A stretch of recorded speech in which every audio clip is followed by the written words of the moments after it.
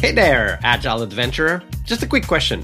What if, for the price of a fancy coffee or half a pizza, you could unlock over 700 hours of the best Agile content on the planet? That's audio, video, e-courses, books, presentations, all that you can think of.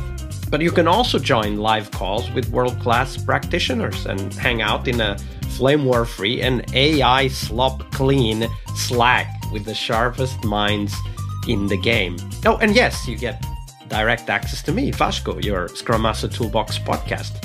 No, this is not a drill. It's the Scrum Master Toolbox membership.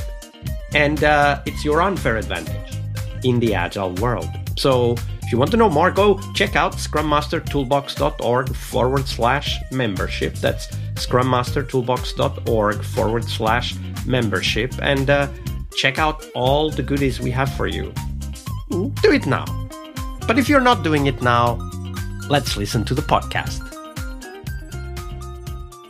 Hello, everybody. Welcome to our Success Thursday, the big question of the week. This week with Joelle Tegwen. Hey, Joelle, welcome back. Thanks, Vasco. It's great to be here.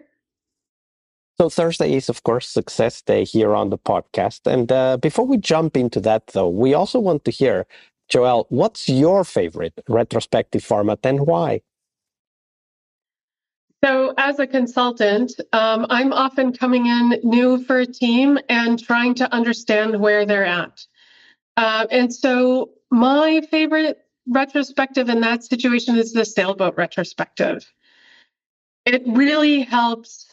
But for those who don't know, the team is the sailboat, and you have the wind at their sails and the things that are going well for them. You have the anchor, the things holding them back.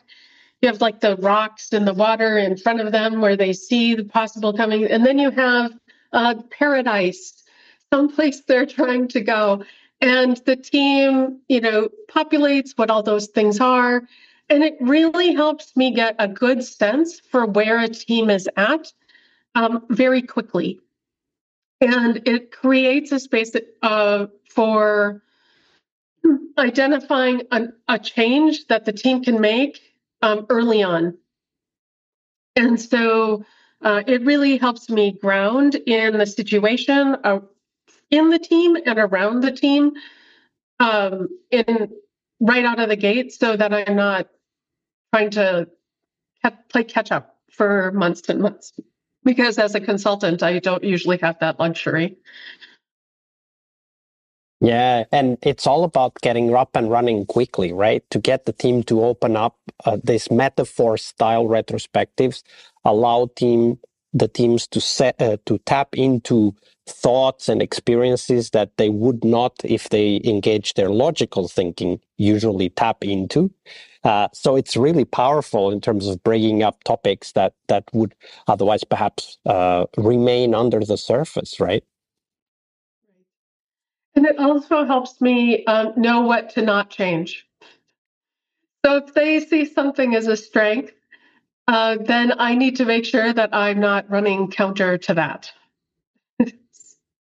That's a great point, by the way, right? Like, don't change the things that the team already thinks are working. Focus on the things they think are not working and help them figure out what to do instead. That's right. Of course, we do these retrospectives because we want to help teams be successful, and we want to succeed as Scrum Masters and Agile coaches ourselves. So when you think about the Scrum Master role, and when you go in and help teams and help organizations, how do you define success for yourself as a Scrum Master, Joelle? So there's three things that I think are essential in a team. And the first is psychological safety. There has been a lot of research done. Amy Edmondson had that great TED Talk where she introduced the concept of psychological safety, and she's since gone on to make a lot of talk about that. And Google's Project Aristotle, like that was the one thing they found was the most important thing in an effective team was psychological safety, that ability to have conflict. And so if I can help a team move to a place where they can't have conflict, or they can't challenge each other, and I can move them to a place where they can have those open conversations, that healthy conflict. I know that that's my first measure of success. Increased collaboration. So a lot teams where they have like a person is like a story is for a particular person, and only that story is worked on by that person, and then it's handed off to another person. If I can get a team to the place where it's like, oh no, we're all working on this story together, and we're trying to figure out how to solve these problems together. So that's the second one. And then the third one is cross-skilling or role blurring. And that's what I talked about yesterday. It's like, okay, how can we increase the level of skills across the team so that more people can do work? And I incentivize this by saying everyone should be able to go on vacation and leave their laptop at home and shut off their notifications for work on their phone. We all deserve that vacation, and you get that vacation by cross-skilling, that there are other people that can take that work while you're gone. So psychological safety, the level of collaboration, and then cross-skilling. Yes. So when you think about these three, how do you keep yourself accountable to yourself as a Scrum Master, right? Like how do you make sure that you really are making progress in those three fronts when you come in new to a team and then start working on them? Well, so the first thing to do is to understand, first have to start with where are they at? And that's how that Sailboat Retrospective helps to understand where a team is in terms of these things. And then, generally on a team, I'll usually pick one as like my primary goal. So in yesterday's case, it was the cross-skilling. That was really important. And then a secondary one was psychological safety. So it was the people who lived in India, they would not challenge as often. And so there was a lot of relationship building on my part, to encouraging them to challenge me and that it was okay, and telling them, and that was a kind of a sub piece of help it, like a sub goal was increasing that psychological safety, that they felt like they could speak up, that they could offer their opinions.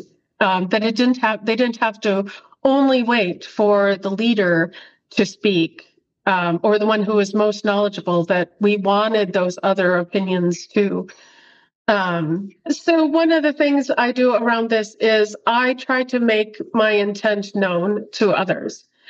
So when I'm talking to leaders, I say, this is what I'm trying to accomplish. This is, we need to improve cross-skilling on this team because we've got this overloaded thing. And actually, honestly, kind of going back to what we talked about earlier this week, they're often telling me, this is a problem that you need to fix. And so when I'm meeting with whoever I report to on the client side, I'm checking in with them and making sure that I'm on the right track, that I'm delivering what they expect me to deliver. So